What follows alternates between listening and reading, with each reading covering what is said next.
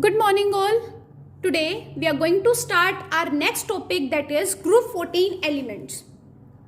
Group 14 element is known as carbon family and the general electronic configuration of this family is Ns2Np2. Now let's see the elements of this family.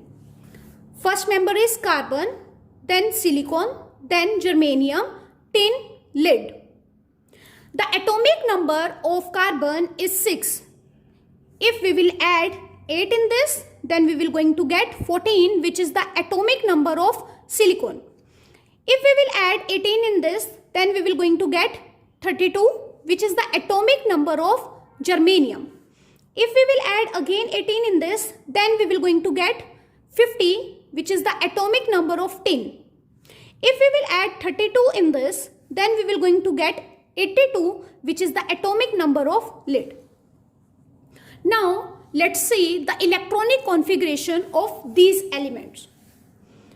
Carbon electronic configuration is helium 2s2 2p2, silicon neon 3s2 3p2, germanium argon 3d10 4s2 4p2, tin krypton 4d10 5s2 5p2, and lead xenon 4f14 5d10 6s2 6p2. Now let's learn about inert pair effect. As you all know, when we are moving down the group, the number of electrons in the d orbital and f orbital are increasing. Hence the inert pair effect will also going to increase. Hence, the inert pair effect will also going to increase. Now let's learn about the oxidation state. Carbon show +4 oxidation state. Whereas on moving down the group, the stability of +2 oxidation state will increase. This is due to the inert pair effect. Now, let's learn about the chemical properties of group 14 element. First chemical property is reaction with oxygen. All members of this group react with oxygen to form oxides. When group 14 element react with oxygen, they will going to form monoxide and dioxide. For example, carbon form carbon monoxide and carbon dioxide. Silicon form SiO and SiO2. Germanium form GeO and GeO2. Tin form SnO, SnO2, and lead form PbO and PbO2. If we will talk about the monoxide of carbon and silicon is neutral, and germanium and tin monoxide is acidic, whereas lead monoxide is amphoteric. Now if we will talk about dioxide, then carbon, silicon and germanium dioxide is weakly acidic, whereas tin dioxide is amphoteric and PbO2 is weakly basic. And this PbO2 is also unstable because in this the lead is present in +4 oxidation state, and as you know, as we are moving down the group, the +4 oxidation state stability is decreasing due to inert pair effect. Now let's see the reaction with water. Carbon, silicon, germanium do not react with water, while tin react with steam to form SiO2 and hydrogen gas. So when tin react with steam, it will give SiO2 plus hydrogen gas. Lead also do not react with water due to the formation of a protective layer of PbO. Now let's see the reaction with halogen. When group 14 element react with halogen, it form dihalides and tetrahalide. Whereas on moving down the group, the stability of dihalides is increasing. The stability of tetrahalide is decreasing due to the inert pair effect. SiCl4 undergoes hydrolysis by initially accepting the lone pair of electron from the water molecule in the d orbital of silicon, and it will going to form salicylic acid. Please try to do a question why SiF6 2 negative is known whereas SiCl6 2 negative is not known. Now let's learn the anomalous behavior of carbon.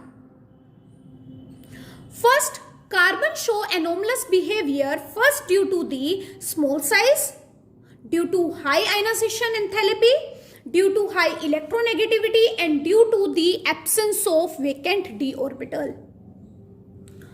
Now, let's see what are the difference between carbon and other family members. Because of small size, carbon is the hardest element in group 14 element. And second, amongst the elements of group 14, carbon has the highest melting and boiling point. It has the highest ionization enthalpy in this group, and it is the most electronegative element in this group. Due to the absence of vacant d orbital, it has maximum covalency 4. Carbon show a strong tendency of catenation. Because of this, it can form thousands of compounds, and also it can form multiple bonds. Now, let's learn about the allotropes of carbon. First of all, what do you mean by allotropy? Allotropy is a phenomena of existence of an element in two or more forms which have different physical properties but identical chemical properties. Carbon has 3 allotropes: graphite, diamond, and fluorine. Diamond is having a 3D structure and has tetrahedral geometry in which the hybridization of carbon is sp3. In this, each carbon is bonded to the 4 other carbon atoms. Diamond is used in jewelry, also in the precious gems. It is also used in the sharpening of hard tool, and it is also used in the manufacturing of tungsten filament. Now let's see graphite. Graphite is having a 2D layer structure in which the hybridization is sp2, and it is held together by the weak van der Waals force of attraction.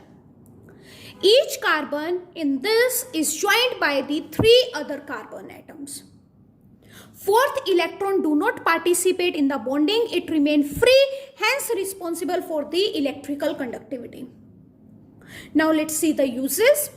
It is soft and slippery, so due to this it is used as a dry lubricant. It is also used to prepare the electrode due to good electrical conductivity. It is also used in dry cell batteries manufacturing. Now let's see the last allotrope, that is fluorine, that is C60. Has carbon atom arranged in the form of football, and it looks like a geodesic dome designed by the US architecture whose name was Buckminster Fuller. Thus, the molecule was named fluorine. There are 20 hexagon and 12 pentagon of carbon atom in one molecule of fluorine. So with this, we are completing our chapter P block element. I hope you have understood this chapter. So that's all for today. Have a nice day ahead.